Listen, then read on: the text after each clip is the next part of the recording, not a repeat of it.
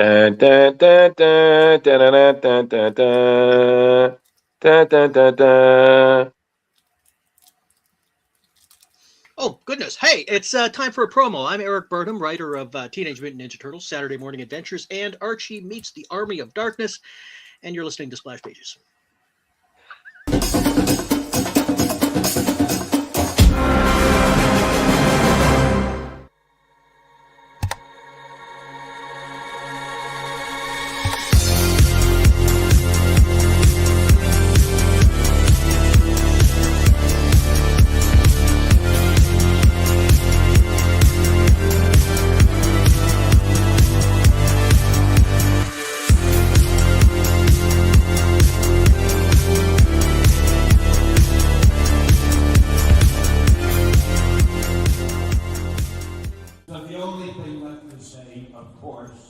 Is the one obvious thing.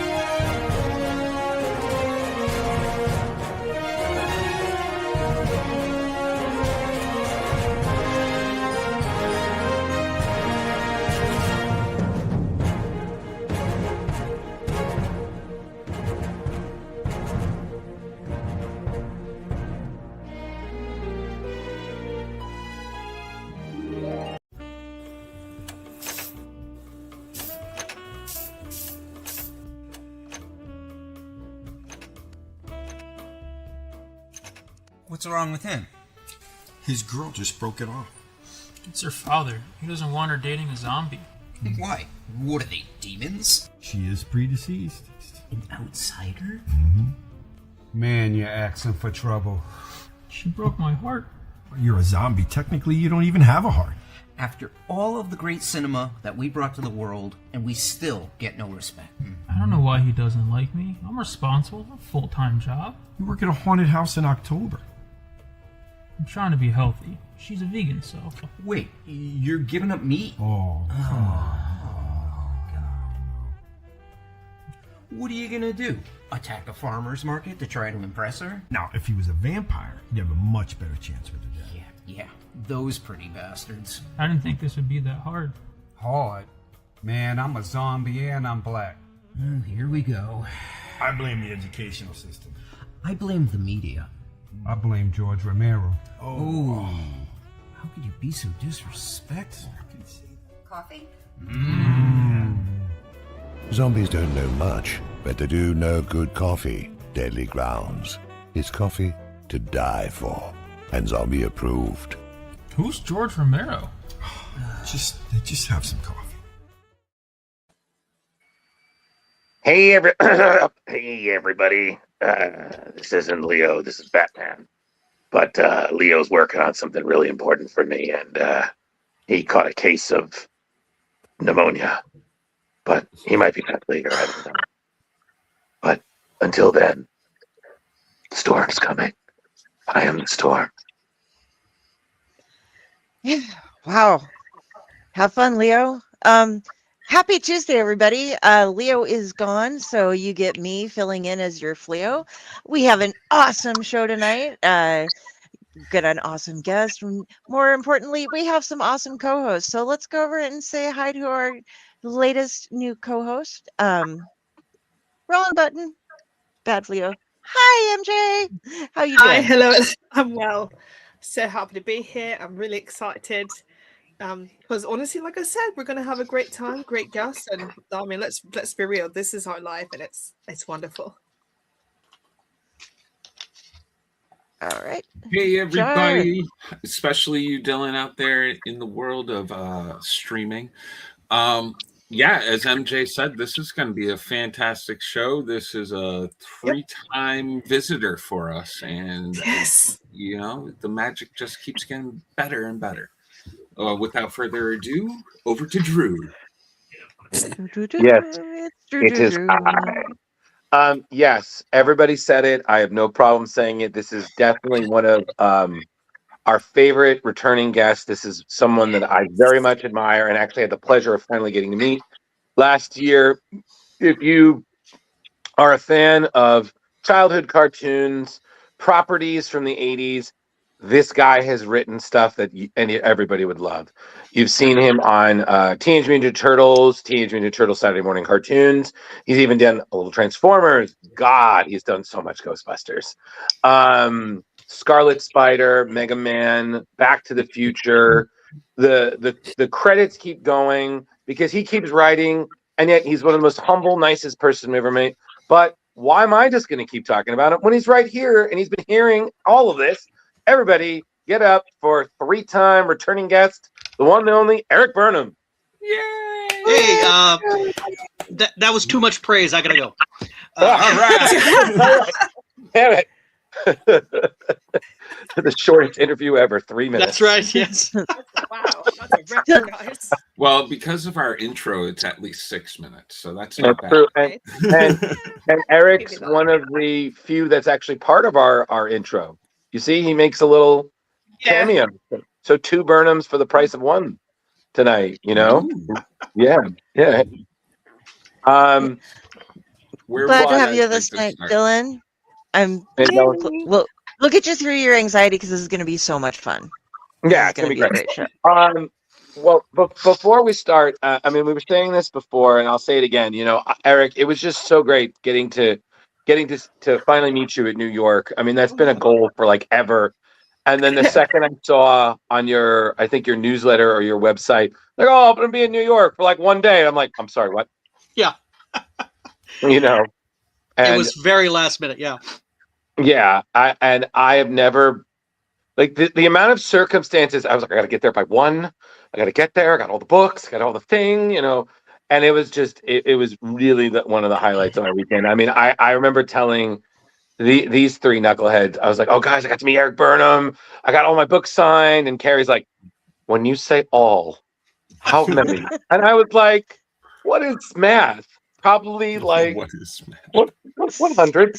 And Carrie's like, oh, you couldn't help yourself. I was like, nope, had to, props to everybody at the IDW booth at New York Comic Con for being some of the nicest, most understanding people who are also oddly surprised that I was doing my best to talk to them as much as Erik and his frequent collaborator, the lovely, extremely good-humored Sarah Meyer. Everybody was wonderful. Drew, do you carry a suitcase with you, or is it? Oh no, it was a suitcase. I brought the suitcase back. Yeah, it was amazing. But I just had like so much of my Ghostbuster run, and I was just like, well, a little bit at a time, back in the line. A little bit at a time, back in the line. So I did that for about 2 hours, and Erik signed every book. Gosh. That's a good time at New York, though. Wait, how many trips was that? It was a lot of trips because I'd have him sign a bunch, and then people were behind me, and I'm not going to be rude if all they want is like this amazing free poster, MJ. But Erik was the best. Yeah, of course. I brought like the Ghostbusters cookbook, the Tobin Spirit Guide, Total Containment, which was a collection, everything. It was literally Erik got to sign his entire IDW Ghostbusters career. Sorry. I think. So what you're saying is, what I'm saying is, Carrie, I actually think the 2 of the books we read tonight were ones I didn't get signed by him. Infestation, which was one of his first stories, right, Erik? That was first Ghostbuster story. Yep. Yeah, really? Man. Which I gotta say, what started it all. Yeah, I mean, again, Erik, you get so much respect in my book because you and your friends. Like Online Pals did something back in 2001. I'm always saying I get tired of seeing people complain about comics, and then you guys were like, "Could we do something better?" And then before you knew it, y'all were shooting stars and remembering the Alamos, right? Oh, that's the one. Yeah. Which here's a funny tidbit that ties back into stuff that I worked on later. Initially, one of the guys in Shooting Star was trying to get the Army of Darkness license. Okay. So that story was originally written to be an Ash story. Oh. Okay. Oh. And okay. instead, it went its own way. But I mean, that character Nick Landime has a lot of the same personality traits that would go to Ash or Peter, Peter Venkman, any of that stuff. Right. So just an easy character to write. And he got weirder from that first story. But the first story was it would have been a pitch for an Ash short. Holy crap, that's amazing! And then that's also where you got to meet. Longtime IDW editor Tom Waltz, who is still kind of like your guardian angel, just still overseeing and watching as you continue to tackle every nostalgic property, I think, from our collective childhood. Is that right, Jar? Pretty much, man. Like it's pretty intense. Do you have a specific not genre, what do you call it, product line or whatever that you really, really love and would never turn away from? Well, I mean, Ghostbusters is that, Ninja Turtles is that, everything I've worked on, I love so much and would happily go back to in a heartbeat for more stories. So it was growing up, the 80s and 90s stuff, really rich stuff that stuck with me. So, I enjoy writing all of it and happily, I'm happy to return. So yeah, there's, also I like money, so I'm happy to take it whenever it's offered. It's a win-win under those two circumstances. Yeah. I gotta check out the Mega Man story. You do. That one was Dan though. That one wasn't me. That was the one thing I didn't do. I wasn't going to say anything, but since it come back up. Damn it! I you know what it is? It's because Dan did some of the story, and you and him are like synonymous in my anytime someone else wasn't drawing Ghostbusters, I was like, this is good. It's not yeah, and I was like, Dan did that while I was doing Galaxy Quest. Right. So they poached him from me. So that's why I was not. That was So that's very rude. Yeah. So because I definitely know we read a lot for you, and I definitely know everybody here, especially wants to talk about Army of Darkness, because you're going to be doing that crossover with Army of Darkness and Archie. So I guess let's just kind of blow through some of the smaller things, and we'll just build up to that because I have a feeling everybody has questions about it. So I want to start with Infestation, because rereading it, this is your first story. You're doing your first story is a two-parter, and you're working with the great Kyle Holtz, who's just, again, in terms of a horror artist, it's phenomenal. I mean, by God, he is creepy as fuck, especially because you'd worked with him later on the Tobin Spirit Guide, and some of those drawings are amazing. Your first story is a two-parter. It's Ghostbusters versus Zombies, and it's in the middle of an intercompany crossover where zombies are essentially, touching other properties. You had Star Trek, you had Transformers, you had Ghostbusters, G.I. Joe, and now this, I saw that G.I. Joe was so good. Yeah. So what was that like? This is how you're starting, and looking back on it, what were your thoughts? I mean, it was a year of waiting to do something with the Ghostbusters, or trying to pitch them to do something with the Ghostbusters. And something that they finally gave me this two-part. The tricky stuff was they had a lot of things that they wanted me to get in there. They wanted me to get the zombies in there, obviously, and then find a way for it to work with the Ghostbusters. And then the other thing that I was required was get a zombie Stay Puft in there. Well, how does that work? Figure it out. Zombie Stay Puft. So it was just they gave me a couple of check mark or boxes that I had to check off, things that I had to get in there. However I could get them in there, however I would get them in there, it didn't matter. It did just that I did, and that then I was left to play. Yeah, that is fantastic, especially on your first outing. And honestly, I remember, because this is one of the things I got to write about back when I was writing for Screen Rant. And I pitched them, was like, guys, we should totally do this. And they're like, oh, okay, cool. So I got to write it up, and I was like, they were like, oh, this thing that's more terrifying than actual Stay Puft. I was like, yeah, the zombie Stay Puft is horrifying. Just the That they ramifications. fought And each other too was just intense. all the kaiju dreams without a single Gojira. Yes, exactly. Yeah. I love how everything like fit into the universe. It didn't feel like we're just going to add this to the Ghostbusters, see what happens. No, it's completely believable that all these projects that you can see actually happening in this world. Absolutely, MJ, and that's not different. That's not an easy task to do when there's such different properties. That's not an easy thing. Yeah, right, definitely not. And then we also read the Mars Attacks, the Real Ghostbusters, and that just rereading that and doing a little research. It had been a long time since someone had touched the Real Ghostbusters as a comic.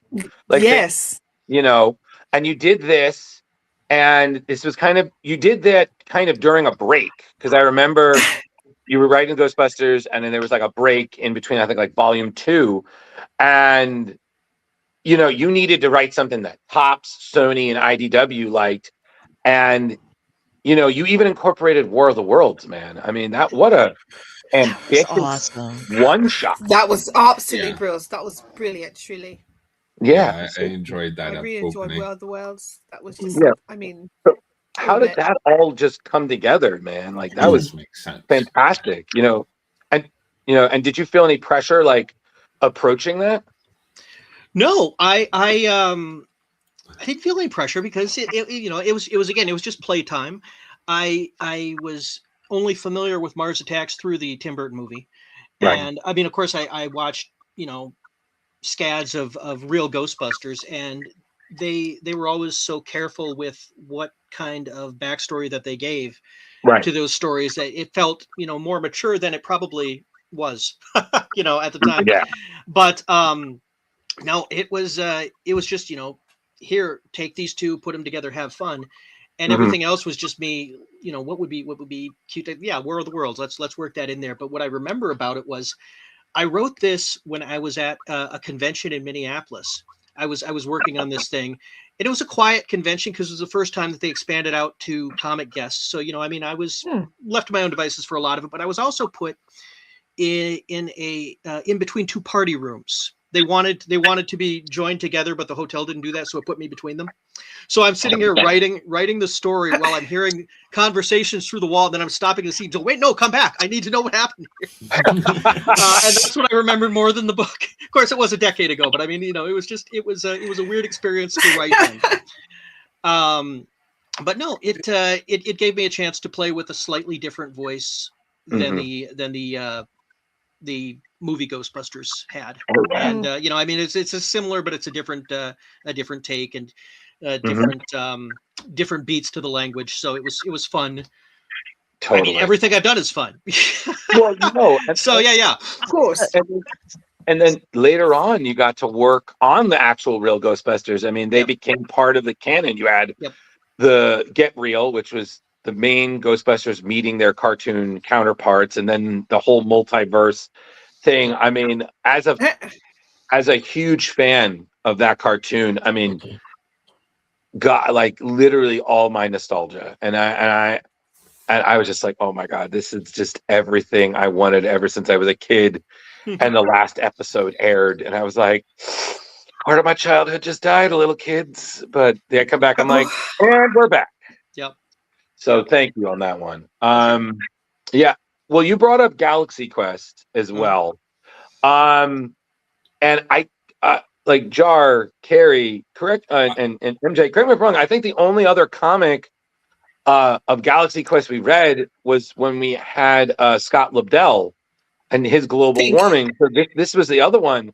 Yeah. So what was it like, writing a sequel to, such a beloved sci-fi comedy? Oh, yes. The only regret I had was not being able to do this with Dan and Luis because they were otherwise engaged.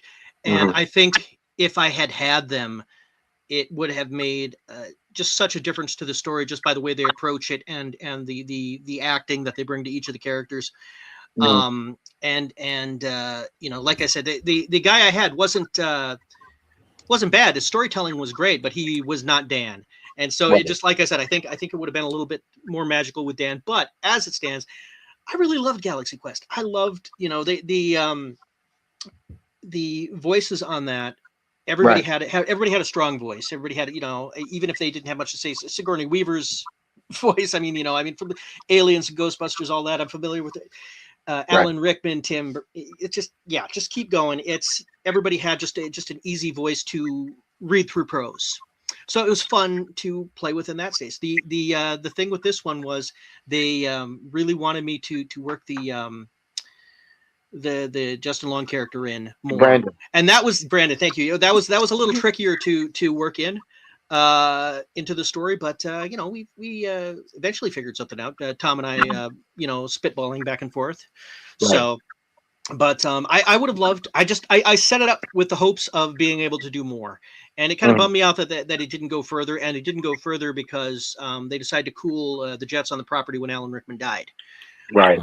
And you know, so that was the downside of that. It would have been just a blast to do more, and I'm kind of bummed that we didn't get to.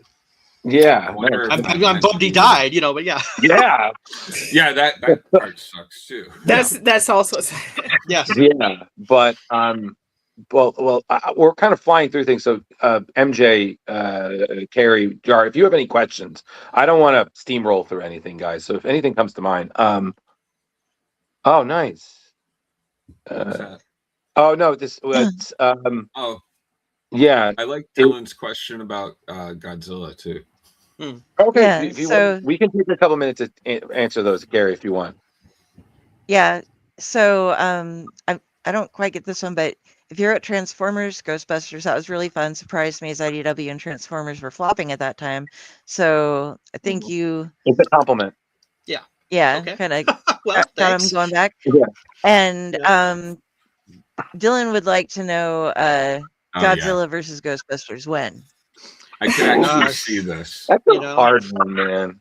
Yeah, it's you know, the Ghostbusters license is separated out. I don't know that Dark Horse has the version that I worked on, if they license that or if they just license the new movies. I'm not privy to it. But then, you know, if they do have the entirety of it, it would have to be Sony saying yes, we're interested. It would have to be Toho saying yes, we're interested. Right. And then you know, if they were all interested, then, you know, letting me write it. Right. So yeah, it's probably not likely for a while. But I mean, it'd be fun to do. I'm trying to figure out how that would go. And I think the only thing anybody would want to see is Stay Puft and Godzilla. And just, you know, the flaming gooey mass of Stay Puft just keep coming after Godzilla. Godzilla going so hot. fire again, you know. Yeah. You see globs of you see like the globs of marshmallow out of the tree and just like make it like all burning and Yeah, to quote Peter Venkman, we get some chocolate, some graham cracker, we got some s'mores, man. Yeah. You know, that's how is Godzilla's going to melt him? He's going to recongeal. It'd have to be frustrating for Godzilla. That would be a lot of fun to write. it'd be Yeah. super sticky, super sticky. He can't, that because I know it's a funny thing, Jar, you mentioned it. Like I have that magnet on my fridge. The one it's like Godzilla. It was like Godzilla, and Staples got like a hole in his chest, but he is just like, excuse me, I took on Murray the Mantis. Like you are a Thursday morning. Like you. I'm like, oh God. But how difficult is it to measure out the comedy that you're putting into these books and not get rid of the high stakes? It's that's a good question, John. Yeah, the luck that I've had in the characters that I've written is that, well, and it's a very human trait, comedy, dark humor or not, is how people react to stress. And I mean, you see it on the news, if nothing else. You see it in documentaries. You see it, you know, all over. So it just, so long as the joke feels to me, you know, gut reaction, it feels like something that I would say or that a real person would say, then I leave the comedy in. I try not to, I do my best not to leave it in when it feels like it's a bit. Right. You know, sometimes I mean, you know, sometimes can't help myself, and it, the joke gets the better of me and I leave it in, but for the most part, it's just a gut reaction. Yeah, no, that feels true to the character. That feels like a thing they'd say. And if it doesn't feel right in the scene, the joke comes out no matter how good it is my goal. So yeah. Absolutely. No, and speaking of, I recall reading in another interview, like, you were asked about, like, when you're working on, like, for Ghostbusters, when you were working on, like, entities, things that were, maybe referenced in the show, the movies or whatnot, or things that were original, or perhaps something like, essentially, like, the amount of research you would put into the entities the guys would face, whether it is something we've seen in previous versions, or it's something new, or it's just like I think you said, like, okay, if it's the original thing, you kind of came up with it on the spot. Mm-hmm. Or if it was, a big bad, like, okay, this requires a bit more thought, a bit more a bit more research. So what kind of, like, how much research, and how would that go? Well, I do enough research to fit the space that I have. Sometimes I do more, too much, and you can't get everything in. But I have the questions that I need answered for the scene or for the story, and I do enough research to answer those questions, whether it's on the page or not. When somebody comes up to me and says, "Well, how does this work?" Right. I can explain it to them. I can explain it to the licensor, because they'll often want to know why certain things are done certain ways in certain stories. And yeah, no, I will do. I don't want to over research can be as bad as under research. You can get so much stuff there that there's not enough room to do any storytelling. Mm-hmm. And I've made that mistake and been given heavy editorial notes and gone back and fixed it before. There've been things where it's just like, okay, I turned in 40 pages and now I'm going to have to go back and write from scratch because I went too hard on things that ultimately don't matter to the story. Okay. Yeah, it's like over salting a recipe. Oh, Yes. okay. Yes. Yeah. So just be nasty at the end. Mm-hmm. Yeah. Now, something we also read was the Back to the Future, the first volume, where you did a lot of the I want to say backup stories, but it's not exactly what they were. Yeah. No, they were okay. Thanks, Karen. You, like, I haven't read it in a while, so just reading, I was like, God, the first volume is just so good, because originally it was just that. It was just a 5-issue mini series filling in blanks in the lore, and not only that, you guys, you and others got to work with the great Bob Gale, who's one of the co-writers of Back to the Future. So I'm really curious about what that was like working with Bob, and if anything, I want to know, what is the difference between when you write a story and versus when you're writing the script. Mm-hmm. Well, I mean, the story is easier in that you can just put down, and then this happens, and then this happens, and so on. You can be vague. When you're writing the script, you can't be vague anymore. Right. So there are times when I look back at an outline and I see, stuff that happens and it's 2 sentences, and I'm like, I really should have paid more attention. That 2 sentences is going to take up 5 pages. And I need more space for the rest of the story. But like I said, it's a learning experience, this kind of stuff. And Back to the Future was fun because I didn't have to do as much work because Bob had so many ideas. He had a lot of stuff that he threw out there. I think, we John Barber and I got a couple of things in, but for the most part, it was just Bob with all the stuff that he wanted to throw in there, but never had the space to, or occurred to him, years later. And it's not like they're going to do more movies. So he had a ton of ideas and he had a ton of notes, and it was an interesting experience going through that stuff. It was, like I said, it was so much of it was him in a good way that granted it was a decade ago, but it's hard to remember working on those things because it was all just a whirlwind of let's get this down the way Bob wants it. Right. I mean, one of my favorites rereading it was the first story, which was you and Dan, and it was Doc getting to work on the Manhattan Project. Yeah, right. I remember I got a Ghostbusters reference into that. Oh yeah. Yeah, I do remember that. They didn't tell me no. I got away with it. Yeah. I remember. I think it was in the second one. It was when Doc is trying to. He's basically going to purchase the DeLorean, Mm-hmm. and I was looking, and the ad was circled, and all of the description was literally for the Ecto. Yes. Especially right down to it was like, yeah, I need shocks, brake, wiring, brake pads, brake, admission, and then how much? 4,800. Yep. You know, like, oh my god. But it was fun that they let us sneak that through. Yeah. 100%. But I mean, I love that you got like you and Bob answered questions that like Back to the Future is one of my favorite movies. Mm-hmm. I was like, wow, I didn't even think about that. But the way you guys went about it, like, oh, how did Doc and Marty meet? How, like, what happened after Marty went back to the future? You know, like, or even who the fuck was Clara before she ever showed up in Hill Valley in 3? That was actually my favorite part of reading all that, the finding out about her and the kids and how they all jumped on the train. Mm-hmm. It's a thing. Those stories were a kind of story. It's a very specific subgenre in comics. And I think it was pioneered by Roy Thomas and John Byrne. It's just like, here's this little tidy moment. Let's expand.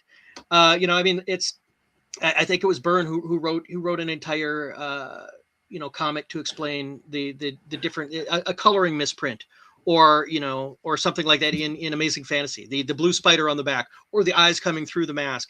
He wrote stories to explain those. We didn't need them. Misprint, fine, understood. Yeah, but it was in the story, so we really need to. There are writers who really can't resist scratching that itch, and all of them they're very pedantic, and it has turned into some very fun stories. It's turned into some very confusing stories, right? But also some fun stories, and I'm as guilty of it as anybody. I mean, Ghostbusters Year 1, I was just like, okay, well, let's explain the dance club. Let's explain the Thorazine is the word I'm looking for. Yeah. You want to make sure as much detail as you possibly could. Mm-hmm. Yeah, that was one of my favorite explanations, because again, like, I didn't think, I was like, yeah, what was Nelson? Like, Nelson, what was Winston doing while they're dealing with the Scolari brothers? And then the way you guys explained it, like, again, you and Dan, like, again, I never thought I needed to see Dan drawing Oppenheimer and Delano Roosevelt. Like, I was dying right up to when Doc was like, "Oh, do you want Jello?" And I'm like, "Oh my god." That's like it's always right for Jello. That was the nastiest looking Jello ever, by the way. Yeah, but I and on top of it, reading Back to the Future, everything was in the voice. Like, I couldn't not read and not Marty. Like, did you guys also feel the same way? Like, I could not read it and not hear Michael J. Fox or Christopher Lloyd or whomever else was the characters in Back to the Future. It's kind of like my favorite part of reading these books. Yeah. It's I've said it. I said that might be the one skill I have in comics, is being able to match the cadence of a voice to prose. So I mean, it's the thing that I try to do most when I write something with any character that people are used to hearing and know their voice well, is to try and match it as close as I can. So that's done me real good with Ghostbusters, with Ninja Turtles, with Back to the Future, with Transformers, with everything. So yeah.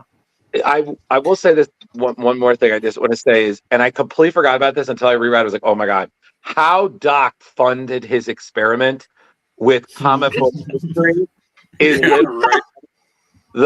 I don't know about you guys, but I saw that, I was like, I felt it coming. Especially because I don't know if you guys saw in the news that another copy of that exact comics just sold for like 15 million, and in the story, I was like, oh yeah, we sold it for $1 million, and we sold it for $3 million, and I'm like, oh my god, like, that was just so genius. That and old Biff using a Velociraptor to power. I was like, I'm sorry. Yes. Once again, getting a voice perfect right there, Biff was just like on point. Oh yeah, no, the dinosaur stuff was something that I had argued for, and the Action Comic stuff was all Bob, 100%. So yeah. Okay, because it's a great idea. Yeah, I just, like I said, as a fan, just rereading this, I was like, God, this book is so good. Like, at any time a Back to the Future fan, I was like, please read this. Just to understand more of why this movie is truly one of the best, should never be remade. All of it, just stay. So that's, I don't know. MJ, Carrie, did you have any thoughts? I don't Well, want to. We should get some of the chat out of the way. Oh yes, It's coming through fast and Yeah, furious. we're getting. Yeah, true. True story. Okay, Go, Kurt. so I'm gonna go a little out of order here, Dylan, because your one is gonna be a longer answer. So how good do IDW comics smell? X-Files Conspiracy miniseries still smells great. Gonna make a perfume out of that? Yes, sir. Well, the paper stock's not as good as it was in the 80s, but other than that, it's really not.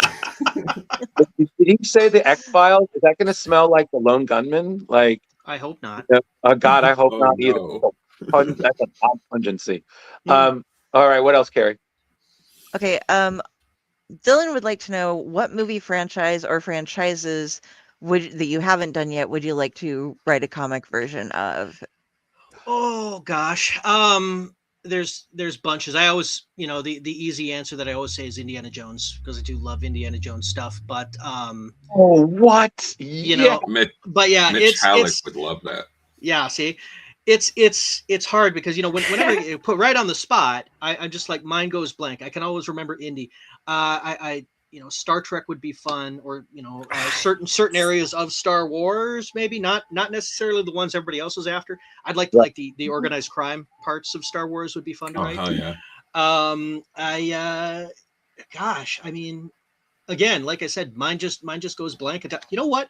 I've been watching old, just to distract myself from the modern terrors. I've been watching old shows on streaming, and I watched a ridiculous 80s mishmash detective show that I'm sure will hopefully recognize, but it would work well in the modern day. So I'm kind of surprised, given that it's a Sony property, that it hasn't been rebooted, and that's Riptide. So it's two former soldiers / athletes and a nerd in a detective agency, like a famous tech bro kind of that would be fun to revamp. And one more that I just was reading about a minute ago, talking with Dan Schoening, the Centurions cartoon would work real well. The Centurions. Yes. Centurions, yes, the Power Extreme, those things all indie, Riptide, Centurions, and probably, if I look at my movie shelf, probably, a dozen or so more. That literally made my night. Yeah, you just made. Did you see MJ? She cheery goth flailed. She was like, "Oh, okay." Yeah. Oh my God, yes. I'd say the Muppets, but Roger Langridge has that covered, and he's so good, good. Yeah, that's. Oh my God, I love the Muppets. Mm-hmm. I did too. I am trying to. I finally decided to stop procrastinating in 2026 and start working on this.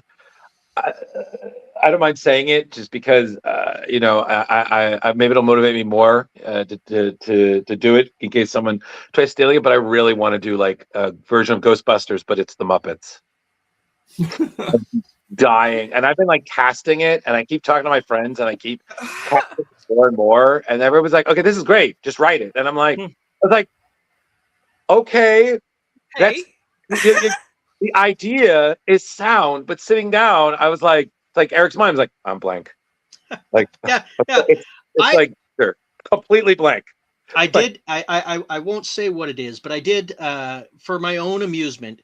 I've got 2/3 of the way through a Muppet script where it is crossing over with a major movie, but it's not remaking. It's not remaking the story. I should say major story. It's not remaking the story. It's just kind of setting them in the world of that story, and I'm having a lot of fun with it. And it would never in a million years be approved by anyone, but I'm doing it. This is the thing I do, for my own amusement. Right. And it is so much fun. Well, that's what I just thought, and I just love talking about it with my friends, and we just cast, and the best thing is that the main cast is all Muppets, but then there are other. Like I'd sprinkle in people who you were in the movie, and they're like, "Oh, what about this and this?" And I was like, "Yeah, let's do it." And all I just want to do is get it ready, and then I do a live reading, and then I don't. If I no one hates it, I'm like, okay, good. Like I can die. I did it. So it'll never get made, but at least I did it. If I ever finish this thing, I will work to have it done as a live read for I don't know for something like a streamed read or something. It's too goofy not to, and I mean there are some jokes in there that I'm very proud of. So yeah, we'll see. There you go. But yeah, go for it. The Ragu Overlord is very into scent, and that's fine. I believe that paper smells good too. I sniff all of my books. It's a weird thing. Yes. I do. Oh yeah, my CDs fantastic. as well. Yes, Yeah. DVD, absolutely. Yeah, My Fantastic Four 236 Doom Shrinks the Fantastic Four has got the classic comic book smell. That's a men's cologne for sure. I do agree with you there. I think for Christmas I would love old comic book shop. You just the bookstore smell. Yes. No, please, the bookstore, yes. Comic book shop, maybe not. Not the comic. Yeah, the pages, the paper. Yes. Yeah, yes, the paper, absolutely. The store's up new. That's And black. then Dylan, I don't know what's going on with this. Something about dinosaurs that was on Comic Tropes After Dark last night. He's just tangenting. I mean, love it. But like, yeah, we're trying to get questions. I just don't know where the dinosaurs part was. That in a response to something that had been said, and I just got lost because I was moving, or was there a question in there? Let me know, Dylan. And he'll follow up in a minute. Yeah, the book's quick. But shall we go over to Archie? I think we got to talk about our animator first, and then see what you can talk. Oh yeah, animator. I am. So, all right. To follow on yours, actually. What a crossover that you were doing, and again, it's impossible not to read it and not hear Bruce Campbell, and then Sean Combs. Jeffrey Combs. We don't want Sean Combs. No. No. Wrong Combs. Baby oil. No. Jeffrey Combs. Drew, before we go in, Mahana did have a question that she was piggybacking off of the other one before we switched over. Sorry, honey. You were saying, MJ? So, like I was saying, I was just saying before you arrived that I really like Army of Darkness. I love the Ghostbusters, and I was very pleased because it didn't feel like someone like imitating Ash, imitating the Busters. They were literally so well written, and it was so nice. And I was wondering how difficult was that for you to keep the same tone, because you really can't go from the shock that there's Bruce Campbell, and then if you don't do it properly, it really shows. Yeah. I don't know. I mean, I hear the voices clearly in my head. That's a really dangerous thing to say out in public, but it's very clear, and I think the thing that a lot of tie-in writers, the mistake that they make is when they're writing a new story, they try to include too much of the buzz lines from the movies that everybody's familiar with. Right. That sounds canned. It doesn't sound like an actual person. Then it sounds like somebody repeating something that they heard on TV, and it takes you out of the story. So if it feels like something that they're calling back, that like if it feels natural for them to call something back, it doesn't feel weird, then maybe I'll do it. Or if I'm told I absolutely have to put this in by the person who owns it, then it will go in. Yeah. But other than that, I just try to just keep the right.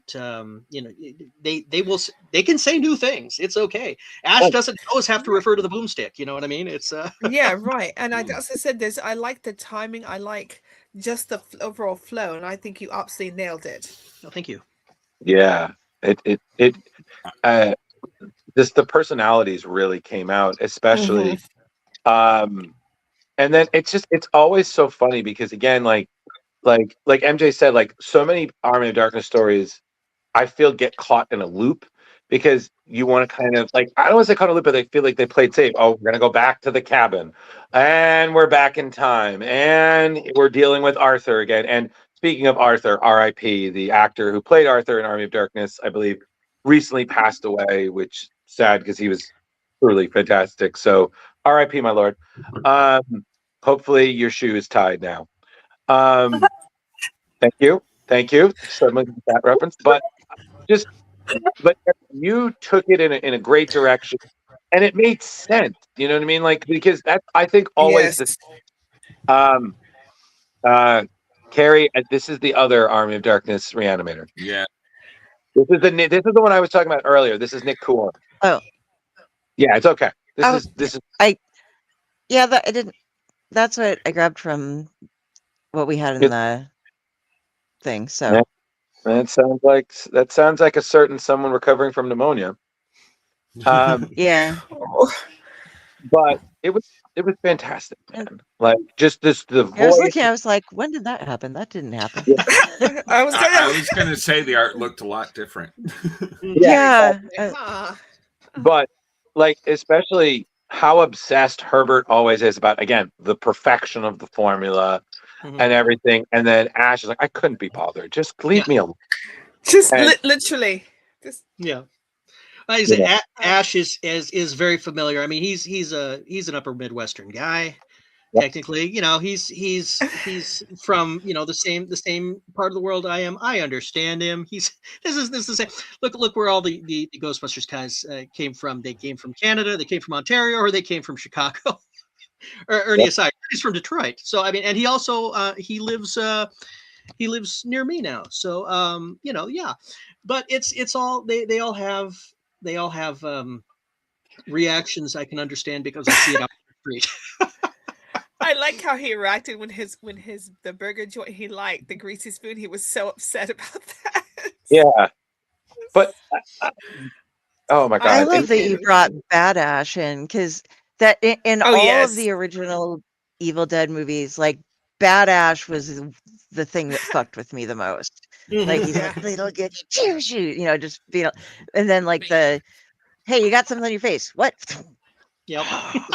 Like, that was just, and you brought it back. I'm just like, yes, this is awesome. I mean, and he's coming back again because it's just Ash, but he's evil, and that's fun. Right. Yeah. I mean, and then again, you did something different with it, because I've seen ones where they bring back evil Ash, and again, don't get me wrong, it worked for the story. Yeah. But how, like, there were so many things like, oh, here we go, it's evil Ash, he's back. Da-na-na-na. Like, again, they just get caught in the loop of the character because it's safe. But you take the risk, and not only that, but your two properties. Like, I mean, Ash has faced Darkman, Marvel Zombies, Hack Slash, and again, most of those are really great. But then you have the ones that are just kind of fall by the wayside because I think they play it too safe. So how do you find that balance up? I was like, okay, no one's done this. But we're going to kind of hit all the familiar notes, so it's kind of like you're satisfying the fan bases, but you're pushing both of them into a unfamiliar ground. Yeah, I mean, that's the goal, and you just you sit down. What's the old line about writing? You sit down and start a blank page until you start to bleed. It's something like that. It's just write anything and then see what comes out, and then see what you can work with it, and sometimes you come off to a story where the easy cliche is exactly what you got to do, because it is the quickest way in to what you're doing. And the Archie and Ash were doing that, where just saying, hey, look, he's cursed, it's going to keep happening again and again and again. Evil Ash is coming back, here it started again, he knows it's coming, they know it's coming, they just don't know when, and we're off to the races. So I mean, that is cliche, yes, but it gets things started a little faster. Go ahead, Drew. No, I was going to say. I was just going to ask. Go ahead. No. You go, Pooks. You go. I was just going to ask. Does ID or whoever came with the Evil Dead Archie, does it come across? Do they come to you and they're like, hey, we got this idea? Or did you go to them and I have this great idea about Archie in Evil Dead? It can go either way. In this case, the same editor who asked me to do the last one, the same one who came to me for Army of Darkness Reanimator, he said, hey, do you want to work on Archie Army of Darkness? Yeah. Okay, give me an idea by Monday. That's pretty much what it was. So I said, okay, so how do we mix and match this stuff? I asked him for some details, and at first what he said was, keep it relatively more to the Archie type of tone. And not too gory. Well, there's a funny twist on that. So I wrote the first script, and I wrote some scenes where there's some violence. I said it can go this way where there's practically no violence. It can go this way where we have this this no-name character who gets hurt, or we can do this way where we have an established decades-long member of the Archie cast get hurt, and the Archie editor said, "Oh no, we're fine with that. Go nuts. You can maim, you can kill, there can be blood." We've did Archie versus the Predator. We've done Afterlife with Archie. This is fine. So I'm sure Archie. So yeah. So I mean, they let me have more leeway than I expected to have, which caused me to rewrite some things that I had played safe in the outline. Right. And there's a couple of things that I'm rewriting now that I kind of kicking myself over, because the way I had it at first, I had a tape recorder or a cassette recorder or a phone, just some kind of technology thing where it read part of the incantation that gets, and instead I said, no, that doesn't work. Archie's got to read the book and screw it up. And so he reads the Necronomicon is how we have it. But then I have to I get to issue 4 and I'm like, oh, now what am I going to do? Because I had, done it this other way. And now we've got to, but it is going to be, closer to Army of Darkness violence wise than Archie, but it's going to be drawn. Bill Galvin drawing it is going to draw it like classic, 70s, 80s Archie. Sabrina's not in it, but I saw the question. But I do say why, and I do have a gig in there, and it's a very simple joke. I wasn't sure if I was going to have permission to use her, so I didn't put her in the outline. I used everybody else, but I did want to reference why she wasn't there helping fight off, the forces of hell. So that is addressed. And the other thing that I've got to try and work in there is being, titling the thing with the, for the crossover thing legally, we got to have Archie and we've got to have the Army of Darkness, and that's why it's not called Archie of Darkness. Which everybody says, well, why, it's right there. You call it Archie of Darkness. We couldn't. It didn't. We couldn't title it. We that, tried. But I'm going to work it in somewhere. There is going to be, there's going to be, possible evil Archie. We'll get him. We'll get Archie running around. Little evil Archie in there. Maybe an evil Jughead. I don't know. But yes, I could see Jughead working at S-Mart. Yeah.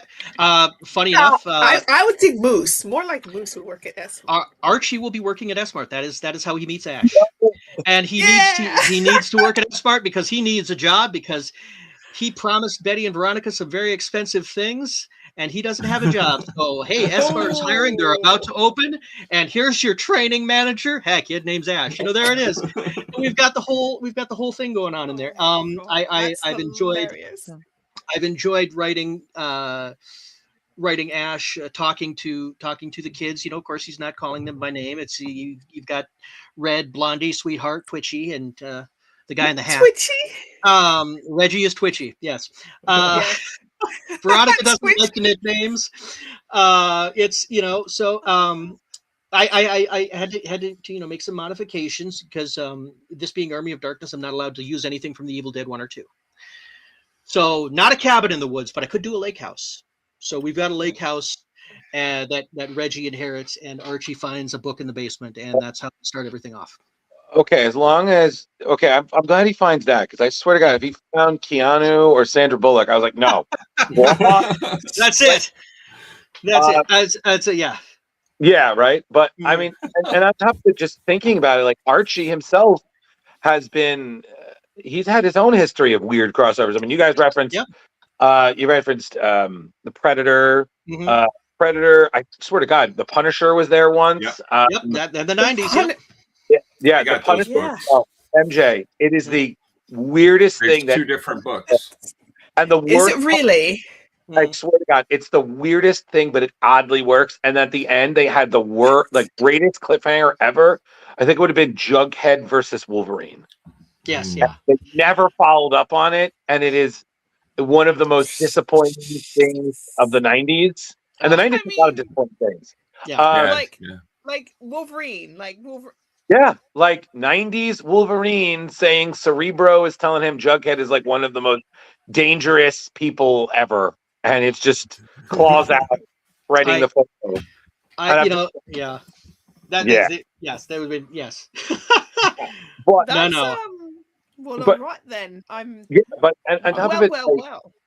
and then you're piggybacking on like the darker stories. I mean, Afterlife with Archie. I mean, fuck, man, that was I mean, we're not crazy. That's the thing. It's these characters aren't going to be played as dark. They're going to be played as what you would have picked up off the shelves in the '80s. Right. So I mean, their humor is going to be like that, but Ash is going to be Ash. And my favorite thing, which I don't know if they've approved yet, I'm waiting to get back to notes. I'm hoping that they allow it. Is to have just a straight up fourth wall break. I'm really hoping that they allow it. I want them to have them say something along, there's something along the lines of who would have expected an undead apocalypse in Riverdale, and then they just look at the reader. Something like I can't remember, but it's in that vein. I don't know if they're going to allow it. They might not. I might have to take that kind of a joke out. They might not want a fourth wall break, but I do love I did love the idea, and it's I've got some just silliness. I like meta humor, and I like meta humor for Archie, and I like meta humor for Ash. I'm hoping that they all allow it. And on top of it, I'm sorry. I just feel like your book just further reiterates that if ever an S-Mart opened in my town, like some supernatural spirit Halloween, I'm like, okay, we're looking for people. Like, I need money. I do not need to end up a deadite. Like, no. I've seen in so many crossovers. Like, I saw this in Freddy vs. Jason vs. Ash. I saw this now. Yes.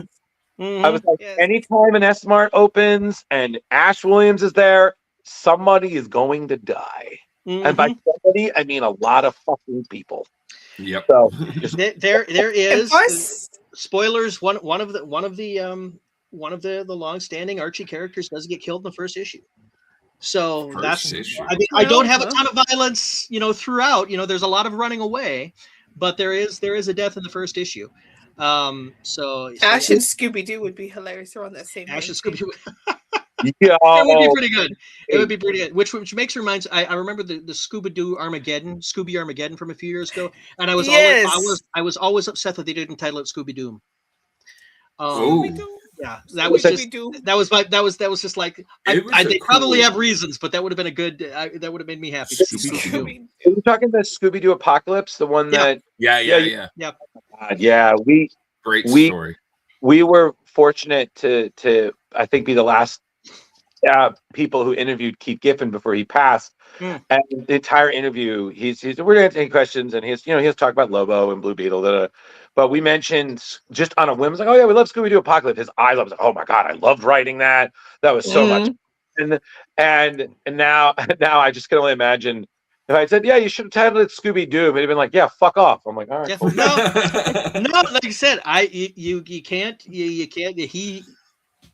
cannot do it for some reason. Whatever the reason was, they went with it. It's just that was my only little nitpick, and it's just like go to hell is probably the right reaction to that nitpick, Yeah, pretty much. But now I'm just Archie of Darkness. I'm just like, oh yeah, Archie of Darkness. Like in some universe, it is. Listen, with all this cool stuff coming out, right? We'll always remember it. I'm a cosplayer.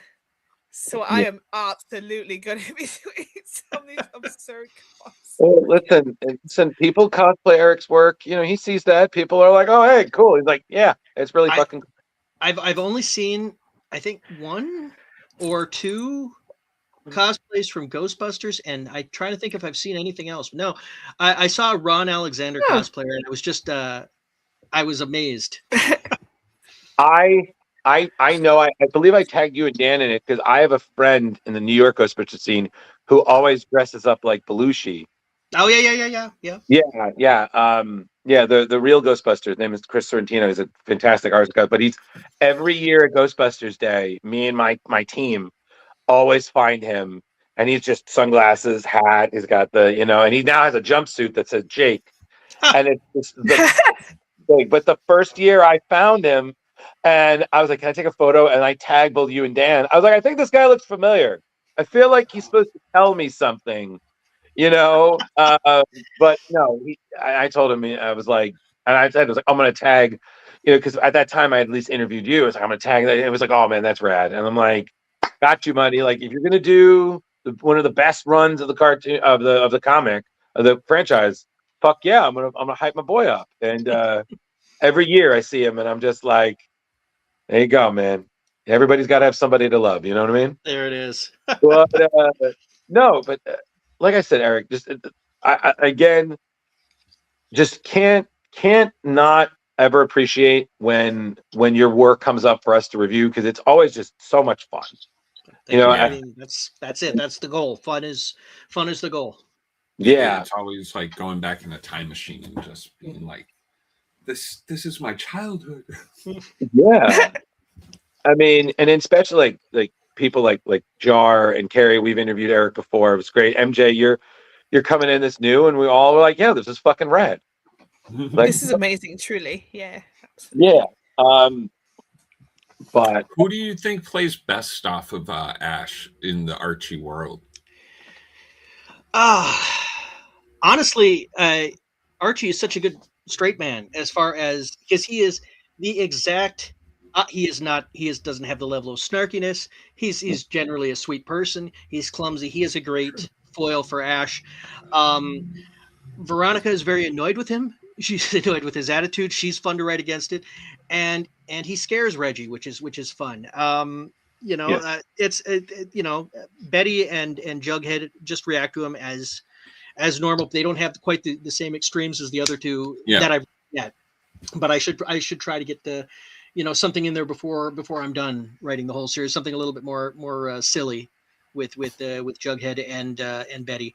But I've had good moments with Archie, Reggie, and Veronica, and like I said, Archie's probably the best, just because he is just the perfect foil for Ash's personality type.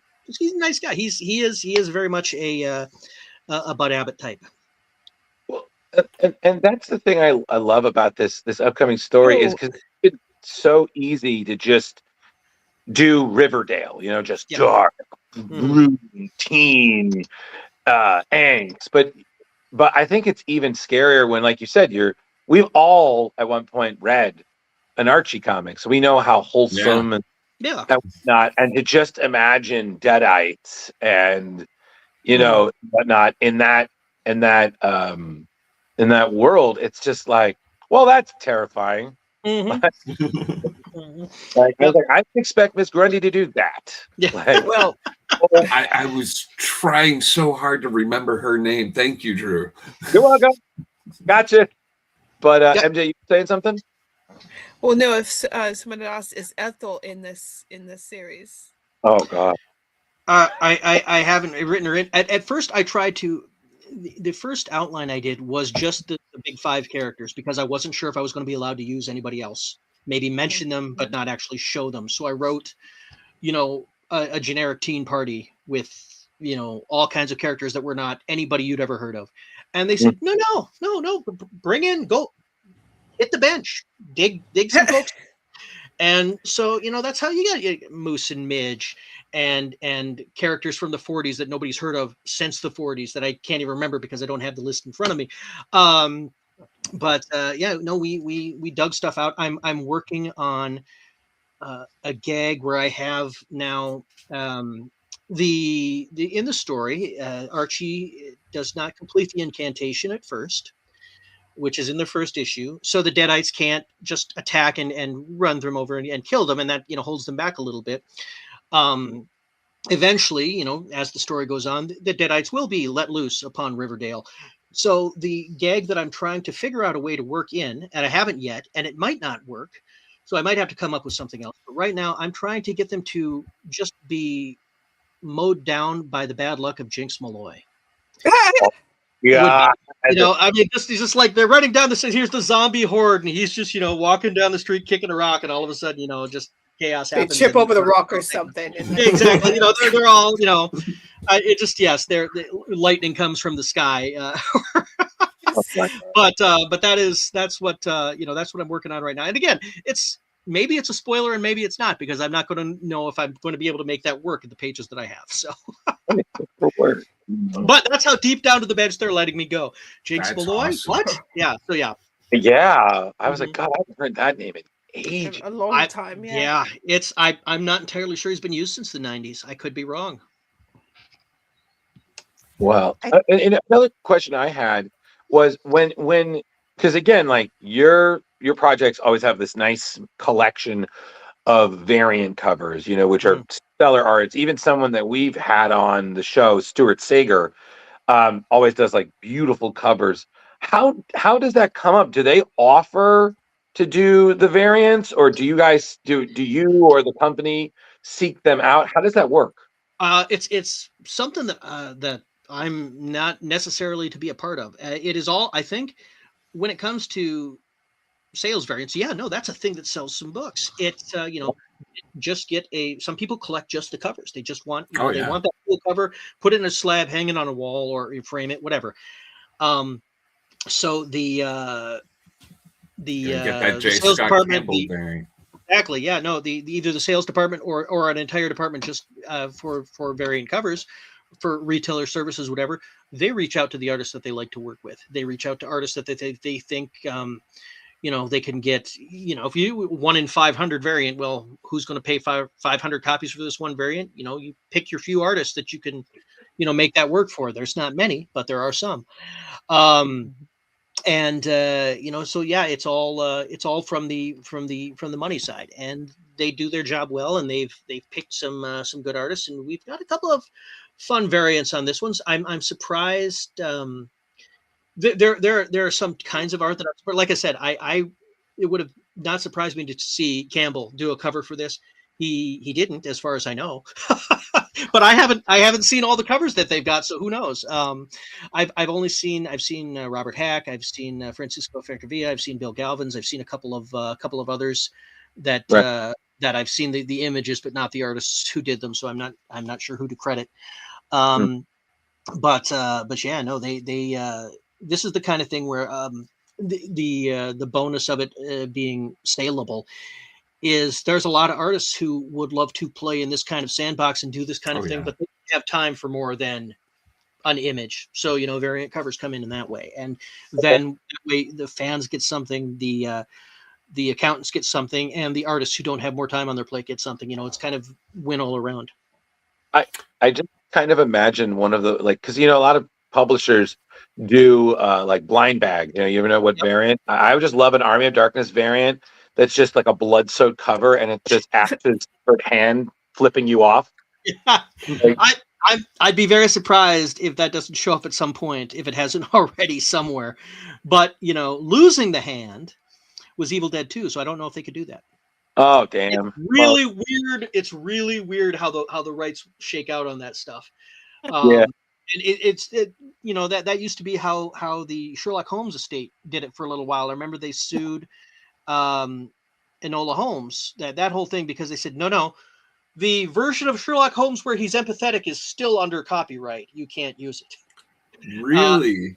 Yes. And so, or Mickey Mouse. Mickey Mouse is public domain, but only the Steamboat Willie version. So he no gloves, doesn't talk, has a tail. You know, he's got to be very specific to what you can do and what you can't do. Down to Popeye. Popeye's public domain, but not with the spinach. You know, so. Oh, really? Yeah. No spinach for Popeye. Yeah, they just made another. They literally just make another horror movie like they did, you know, Pooh with Blood and Honey, but they're doing it for Popeye. Yeah. They've got 2 for Popeye. They got like 4 for Betty Boop. Yeah, did they have really? one for Steamboat Willie as well? They're working on these. As soon as it becomes quote domain, that's what they do. Yep. Oh, they ready ahead of time. Yeah, that's right. Basically, that's what everybody does. Still. Yeah, this is true. No, completely accurate. God, I can't. I you know what? That broke me a little bit. I'm sorry. Let's hear it. And I'm like, oh, what the fuck? Like, it's bad. None of them are great. I'm sure none of them are or anything by any means. No, they're Velocipaster level movies. I love that movie. Oh my god! Yes, but it was not high production values. No, but no, I have like the makeup head that they did. You know, when they like throw the head, it's just like a dummy from a beauty shop thing. It was a white elephant gift in my family one year. Somebody gave them, and I'm just like, all I have to do is like draw on it with a marker, and you got the my prop. goodness. I need to mention this now. This has nothing to do with anything we were talking about. It's just a train of thought from really terrible movies. It was my favorite terrible movie. Go for it. I saw it in a green room at a convention in North Carolina. It was just they had a VHS player hooked up to a really nice, HD TV, so it came out beautiful, and it's called Blood Moon. It is available on YouTube now. Some of the stuff. Do you know this movie? No. Oh my goodness! So Frank Gorshin is the police commissioner who just has no interest in being there. There is a man, Eddie Murphy impression, Canadian tuxedo, and he does magic. He does like clothes with the scarves and the coin. There is a fight. They have actual martial artists, but at one point they have a fight scene where they just put a broomstick in a pair of pants and use it to do a kick. And there's a boom mic in the thing. It is so cheesy. It is so much fun to watch. It's terrible. It is terrible, but it is so much fun to watch. There's the thing I need to work on next. Blood Moon. First, you have made night. Like first you had, and now this. Like she lit up like a gothic Christmas tree the second you said that. She was like, knows that movie. Someone who knows the movie, they look at me like I'm psycho. Oh God. I'm like, this is the worst bad movie ever. It is so fun. It's so funny. I don't know that if it could be Mystery Science Theater because they'd just be sitting there a dog as the thing. It is funny though. It is very funny to be sitting there, especially with a bunch of drunk people. That makes it a lot of yes. Yes. Oh, yeah. Carrie, I think you just found another candidate for Tomb of the Terrible right there. Yeah, I was going to say, Blood Moon. My other one of the other networks that I'm on, we do a B movie thing. We watch terrible movies, and like Velocipaster was on there. To be a B movie. Killer Sofa is amazing. PG Psycho Gorman, those are all just great. But I made them go through one entire season of the show, and it was 14 episodes, and I just randomly declared it that we were going to do Amityville spoof movies because there are over hundreds of them. And every Amityville movie, she would tell me. I remember with the Amityville. That was so ridiculous. Yeah, there's like Amityville Death Toilet. Amityville Christmas was actually pretty good. Yeah. But they're so bad. But the worst movie I have ever seen, the worst one, was Manos, the Hand of Fate. That was awful. That's not even a movie. You didn't even see the Mystery Science Theater version. That's the only way to watch it. Oh, you did. It's bad, yes. My friend, my best mates at the time, they're like, okay, MJ, because we love you, we're not going to just have you sit there and watch a film like you normally would. Oh, good. And that's the only, because she goes, if not, I'm like, why? I'm like, she goes, because if I don't, you'll never speak to me again. It is really bad. It is really bad. But I mean, like I said, my hometown heroes, Mystery Science Theater from Minnesota. They have done so much good for so many bad movies, making them somehow watchable. But I still can't get through the Star Wars Holiday Special, not even with the riff tracks. I tried. And they even apologized for the Manos. They literally said they apologized for reading this. At least they did that. The Troll 2 directors are still arguing that they don't understand the movie. I was like, sorry, Niglob, or whatever the fuck that, goblin backwards. I was like, are you for real? You know, I mean, at least eventually the Room found its audience. So, but you know, Trolls. I believe Trolls is the first time I heard the name Harry Potter. Just but the dad's name is the Potter family. Jesus Christ! Yeah. Oh no. Just now I'm stuck on Mystery Science Thing. I'm thinking of Hobgoblins. I'm thinking of you know, the whole. Anyway, I see. I love that show because it references stuff from around the state that nobody else watching is going to get. Meanwhile, I'm here going, I live near there. Yeah. So no, that was my other white whale. The other thing that I pitched a comic for, the publisher decided not to do it, and then instead of me getting to write it, Joel wrote it himself. So I mean, if I'm going to miss out on a comic, I might as well miss out on it to Joel Hodgson. Yeah. But still, but I mean, you okay, Drew? Howard talking about horrible yet enjoyable horror movies, but then Flash Pictures versus Tomb of the Terrible. Oh God! Yeah, that's a lot of nerds. What I need to find is my little brother had a favorite, just a favorite scene from a terrible movie, and it was the Doc Savage movie from the 70s. And it was that they had subtitles for all the fight styles that he was going through, and you know, it's a whole, you know, karate, but then it just goes like this, and just fisticuffs at the bottom. So occasionally when he got mad, fisticuffs, you know, you just say that in one drop. I haven't seen that available for streaming anywhere for so long. I need to watch it again, and I don't want to pay money for it.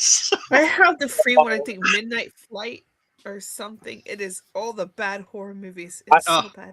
I swear, why is it that the some of the best movies are so unavailable? And you're like, I just want to see this again. Like I felt the same way about PCU.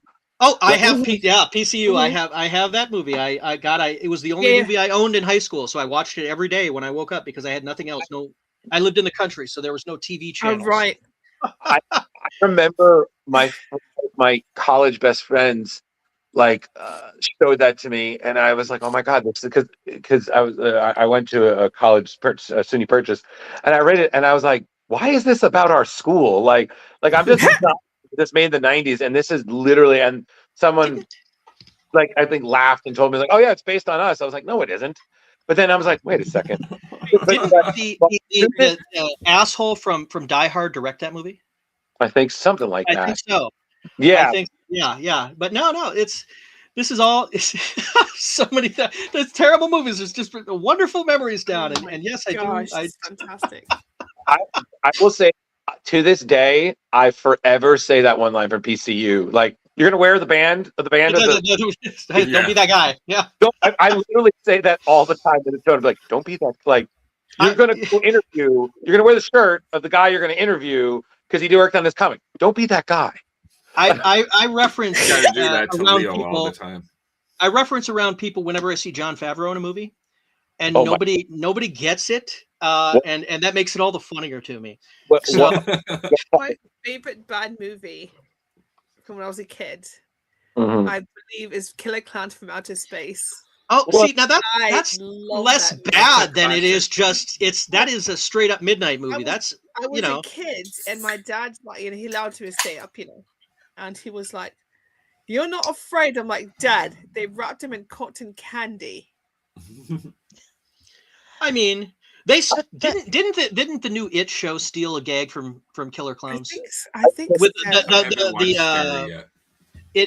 I just saw a clip of it, and it was ventriloquism. Yes, That freaked me out when I was younger. They swiped it from Killer Clowns, where they had old Dean Wormer, the sheriff, as the. Okay. Thank you. The entire time I'm watching this, I just keep expecting him to say, "Yeah, Dean, you're on double secret probation." I was like, "Oh my God, if he's double secret probation, I'm gonna die." God. But exactly, and even later on, I was like, "Oh my God, he turned Rupert Thorne from Batman animated series into a ventriloquist dummy," and I was like, "I swear to God, if he had a Scarface on it, I'm done." So can we name this movie? I remember watching a movie in the early 2000s where towards the end, a stripper becomes really tall and eats a guy. And I was like, nope. Nope. So Was it a that Species doesn't sound movie? familiar. If it wasn't one of the Species movies, I have no idea. It sounds like American Gods, actually. American Gods. There you go. That seems, yeah. I am. That was a beautiful book. That was a crazy show. Oh. A while back, I was watching Night of the Comet, and someone was with me. Goes, that guy looks so familiar. I'm like, you are not serious right now. You don't know who that is. And he's looking. No, he looks so familiar. I'm like, picture with the tattoo. Oh, he goes, Chicote. I'm like, there you go. That's one of his earliest films that he did. Like that's. Like, oh my God! Look how young he was. I used to work at a video store, and somebody came up and would not listen to me when I told them that they were confusing two very similarly titled movies. You do not want Night of the Comet when you're looking for Year of the Comet. It is a really bad mistake to make. One is a drama about wine. One is not. One is not. Just thinking back now, my brain took a while to catch up.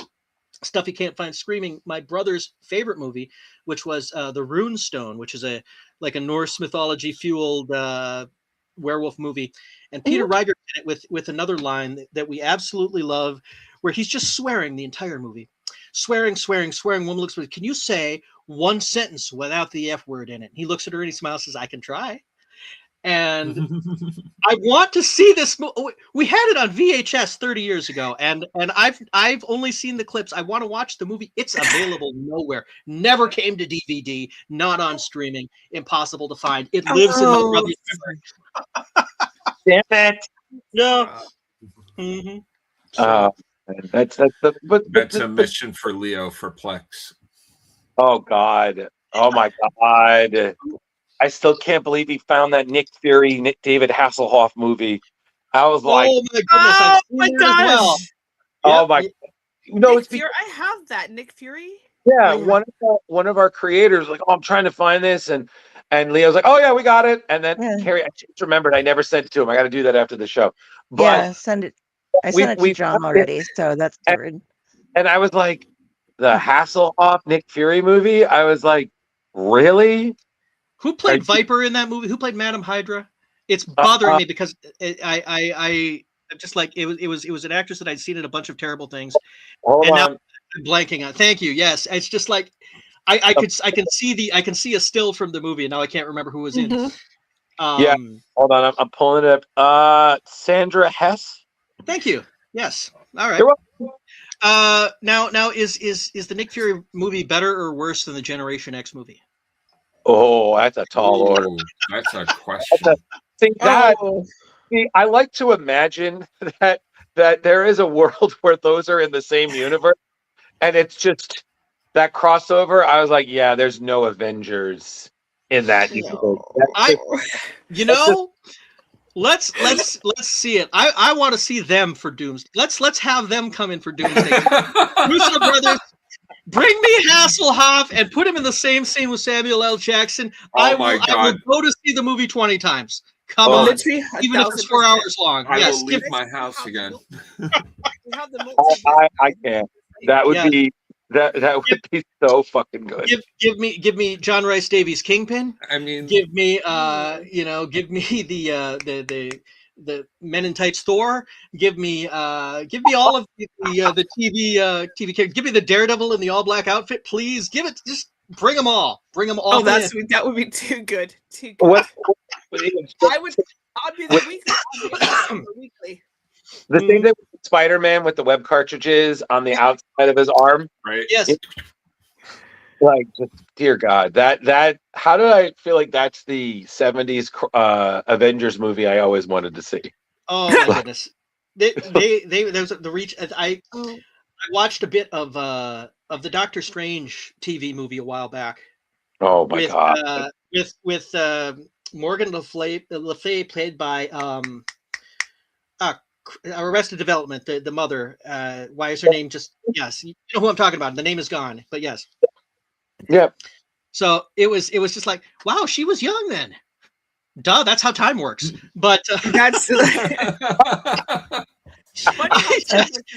everything I'd seen her in had been recently, had been Arrested Development, had been Archer, had been those things, and then I go back and see this thing, and just it kind of throws me. It's just like the 60s version of a Midsummer's Night's Dream, with all these actors coming through, and it's just like look at Titania, look at this woman tastefully topless in the TV show Painted Green, and oh my God, that's Judi Dench.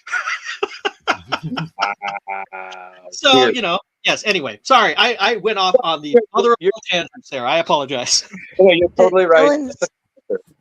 Dylan's trying to make an enemy of me. Next okay. I I'm personally, Carrie is a big Ghost Rider fan, but she is not a fan of Nick Cage, and I because I have my moments where I like to test my in dangerous situations. I showed her clips of Nick Cage as Ghost Rider, and she had that look of Brando when he's doing it. So I was like, "Look how they massacred my boy!" Like just watching. And then, but which clips did you show? Did you show the theatrical original one, or did you show the What Is This sequel with? I know I showed her both. She liked the second one just a little bit more because she felt it was a bit more accurate. But then she spent the next day like talking to Howard Mackey and Carrie artist Salvatore. Yes, Javier Soteris. Sorry, Salvatore. Yeah. Oh yeah, 90s Danny Cash. Oh yeah. Mm-hmm. And they're both just like, fuck that movie. Yeah, they're both like, she's like, what the fuck? And she was like, and she was like, and this asshole over here showed me, and I fucking hate Nick Cage. Like, and I guess like, you haven't watched The Carpenter's Son yet. See, and now I'm morbidly curious about Nick Cage as John Madden though. Yeah, I don't want to watch it, but I'm still morbidly curious about it. Same. I saw that, and I'm just like, I don't know. Like, it's one of those like, I've been here before with you, Nick. Like, you make it seem like it's a little different, and then suddenly screaming. Like, don't you do it? I know where this ends. I know where this goes. I know how this ends. So we're kind of coming up on time, Eric. So because Leo isn't here, we have to ask the Leo question. But actually, I have to get going, guys. Like I put in the chat, I use the room for the podcast, and David's not feeling well, so he needs to lay down. Oh yeah. You know what? Why don't we just, MJ? We'll just wrap it up then. So you know what? So Carrie, can you full screen me for just a second? I want to talk about our guest this week. Yeah. Hey everybody, thank you so much for joining us. We had a great time with Eric, who's still technically in the room and can hear that, and he's dealing with how to respond to that after I'm done. Thank you so much for joining us. If you haven't already, please click the like and subscribe button on our YouTube channel. We'd be more than glad to share our journey as we continue 2026. And we're extremely excited because this Saturday, we have the great Christopher Priest on. We're going to be talking to him about a bunch of his stuff, ranging from Black Panther to Superman Lost, Vampirella, and a bunch of other things. So if you're interested on that, please tune in. That'll be 12 o'clock at 12 p.m. This upcoming Saturday. So keep an eye out on for that. And Carrie, thumbs off. All right, MJ, let's let you get out of here right now because you need to. Sorry, guys. Yeah, I was just, like I said, visiting the grandkids. Everybody got the plague except for me. So guess you get some like, yeah, look after everybody. Anyway, it's been fantastic to be here, guys. Eric, it was fantastic to it's just been a great night. Let's be real. I'm really looking forward to this week's show and also next week's, and I hope everyone's safe and be happy. Okay. All right. And MJ. Guys. So yes, and good night, and I love you too, Dylan. Like I was saying, like, subscribe. If you want to find me for some reason, look up Carrie Sanders on Facebook. You'll see a Judgmental Crow. You have links to the things that I write, links to the different Owlite shows and such. So you can check all that out. If you contact me, give me some reason why you're contacting me, because sometimes I just get if I get a weird request, I'm just gonna be like, I don't know you. Okay. But yeah, But beyond me, let's go over and see Jar. Hey, I'm everywhere. Facebook, Instagram, Twitch, Blue Sky, all of it. Just and like and subscribe, people. Like and subscribe. Share. Like and subscribe. Erik, where would you like people to reach out for you on social media? Social media? Well, yeah, sure. Instagram or Blue Sky, you can just find me at my name, Erik Burnham. And then my website is burnhammania.com, because when I got that website, my name wasn't available. Anyway, those are the easiest. Are you going to any conventions so far this year, Erik? I have nothing booked. Believe it or not, nothing booked so far this year. We'll see what happens if any signings or cons come down the pike. But at the moment, no. I got lazy. Okay, great. Good for you. Yes. Yeah. All right. And finally, Drew. Thank you for joining us, everybody. If you need to get in touch with me, Drew Malo, on Blue Sky and Facebook, Ghostbusters 1984, and Instagram. I'm generally busy, about to get really busier, so I'll get back to you in 2027. All right. And everybody, thanks for joining us. Have a good night. Thanks for having me, guys. Go watch your terrible